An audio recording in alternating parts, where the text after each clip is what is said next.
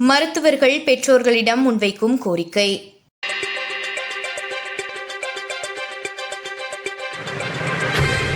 Dengue நோய் பரவும் அபாயம் அதிகரித்து வருவதால் குழந்தைகளுக்கு காணப்படும் காய்ச்சல் நிலை 24 மணி நேரத்திற்கு மேல் நீடித்தால் தாமதிக்காமல் உடனடியாக மருத்துவ சிகிச்சை பெற முன்வருமாறு சுகாதார அதிகாரிகள் பெற்றோர்களிடம் கேட்டுக் கொள்கின்றனர்.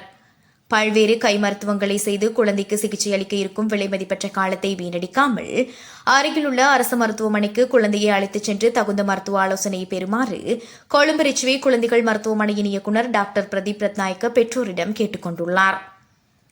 தற்போது டெங்கு நோயால் பாதிக்கப்பட்ட 50க்கும் மேற்பட்ட குழந்தைகள் மருத்துவமனையில் சிகிச்சை பெற்று வருவதாகவும் அவர்களில் 4 ஒருவர் கவலைக்கிடமான நிலையில் இருப்பதாகவும் மருத்துவர் ரத்நாயக்க தெரிவித்துள்ளார்.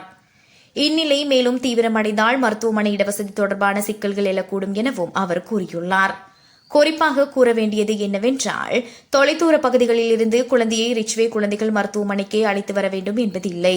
பெரும்பாலான மரணங்களுக்கு முக்கிய காரணம் மருத்துவமனைக்கு அழைத்து வர தாமதமாவதுதான்.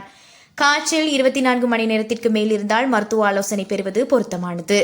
பல நாட்களாக வீட்டில் இருந்து கொண்டு கை மருத்துவம் செய்து குழந்தைக்கு தேவையான சிகிச்சையை வழங்க இருக்கும் விலைமதிப்பற்ற காலத்தை வீணடிக்காமல் மிகவும் விரைவான தகுதியான மருத்துவர் அல்லது அரசு மருத்துவர் ஒருவரிடம் கொண்டு செல்வது மிகவும் முக்கியம் என அவர் தெரிவித்துள்ளார்.